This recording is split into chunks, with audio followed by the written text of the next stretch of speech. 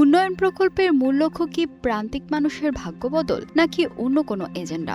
যখন ৩০০ জন দরিদ্র মানুষের জন্য ৮ কোটি টাকা খরচ করা হয় আর সেই প্রক্রিয়ার দেখভালের জন্য ৪৭৩ জন পরামর্শককে দেওয়া হয় প্রায় ২৯ কোটি টাকা, তখন প্রশ্ন ওঠা কি স্বাভাবিক নয়? এই উন্নয়ন আসলে কার জন্য? প্রশ্নোত্তর পর্বের এখন যেহেতু মাননীয় মন্ত্রীদের কাছে প্রশ্ন, জিজ্ঞাসা এবং উত্তর।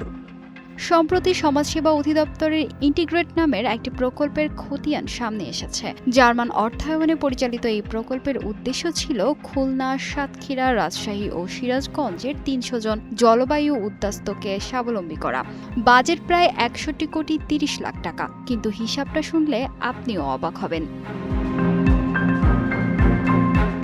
এই বিশাল বাজেটের মাত্র ১৩%, অর্থাৎ ৮ কোটি ১০ লাখ টাকা পৌঁছাবে ওই ৩০০ জন গরিব মানুষের হাতে। বাকি ৮৬% টাকাই হাওয়া হয়ে যাচ্ছে বিভিন্ন খাতে। সবচেয়ে বড় চমকটা কিন্তু এখানেই, ৩০০ জন মানুষকে সহায়তা দেওয়ার জন্য নিয়োগ দেওয়া হচ্ছে ৪৭৩ জন পরামর্শক, মানে সাহায্য প্রার্থীর চেয়ে পরামর্শকের সংখ্যাই বেশি।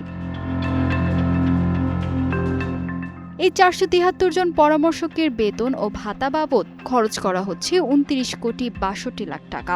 সহজ কথায়, দরিদ্র মানুষের জন্য যা বরাদ্দ তার চেয়ে প্রায় ৪.৫ গুণ বেশি টাকা চলে যাচ্ছে পরামর্শকদের পকেটে।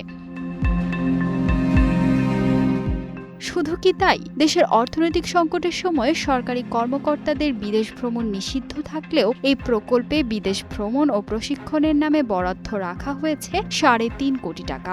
এছাড়া অফিস ভাড়া ও ব্যবস্থাপনার নামে যাচ্ছে আরও ১৩ কোটি টাকার বেশি।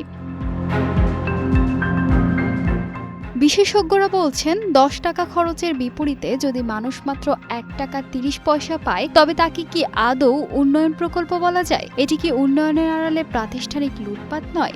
জনগণের করের অর্থের এই অপচয় আর কতদিন চলবে? এই প্রকল্পের প্রতিটি পয়সার হিসাব কি জনগণের সামনে পরিষ্কার করা উচিত নয়? ফাহিমা সুরভি, নিউজ ডেস্ক, গ্লোবাল টেলিভিশন।